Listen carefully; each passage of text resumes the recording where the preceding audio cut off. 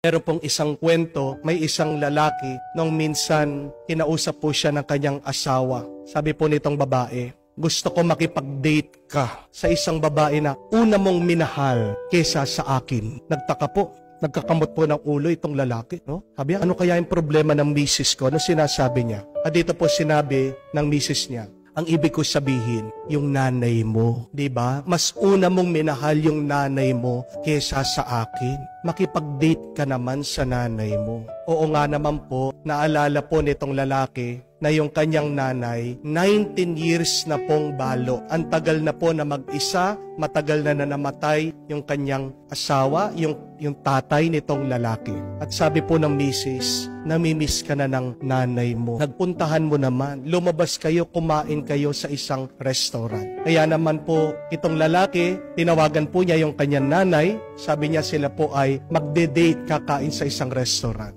Very excited po yung matanda. At pagdating po nitong lalaki doon sa bahay ng kanyang ina, pagkabukas ng pintuan, napakaganda daw po ng kanyang nanay. Very excited daw po itong matanda dahil napakatagal na nga ng panahon na hindi siya nabisitahan ng kanyang anak. Pumunta po sila sa isang restaurant, kumain sila, nagkwentuhan, at sabi po ng kanyang nanay, "Nak, sa susunod, ako naman yung taya, ha?" Sabi po nitong lalaki, "Opo, Nay, wag po kayong mag-alala." At nung umuwi po sila, hinatid po ng lalaki itong nanay sa kanyang bahay. Alam niyo po anong nangyari? Pagkatapos po ng ilang araw, namatay po yung nanay.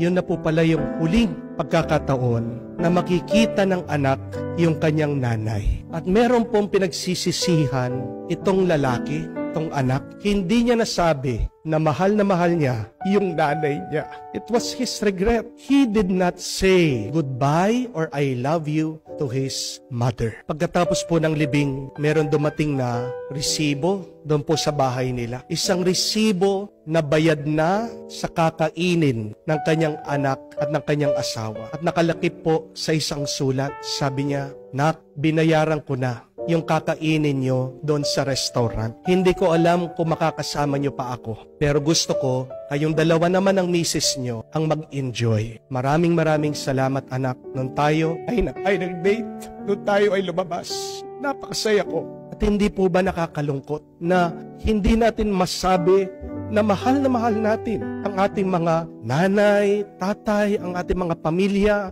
Isa sa mga pinakamasarap na karanasan ay yung pag nasabi natin na mahal natin sila. Isang pinakamasarap na karanasan din ay yung marinig natin na ayoy, minamahal ng ating mga pamilya. Kapatid, hindi po natin alam kung gaano pa tayo katagal dito sa mundo. Kaya nga po, habang may oras, may panahon, may lakas ka, may buhay ka, please, always say you love your parents.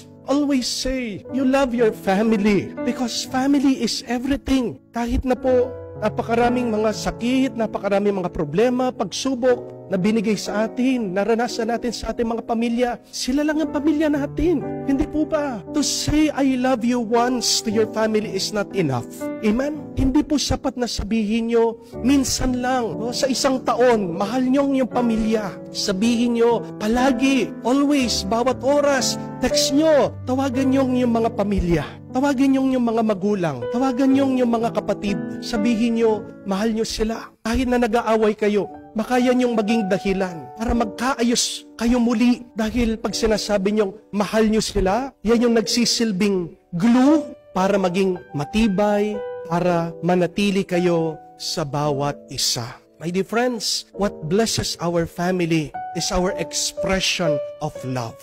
Tandaan niyo po, ng pagbabasbas, pagbebendisyon, hindi po pwede sa isip lang. Kaya nga po tandaan nyo, di ba? Ang ating Panginoon, pag binabasbasan niya ang mga tao, nagsasalita siya.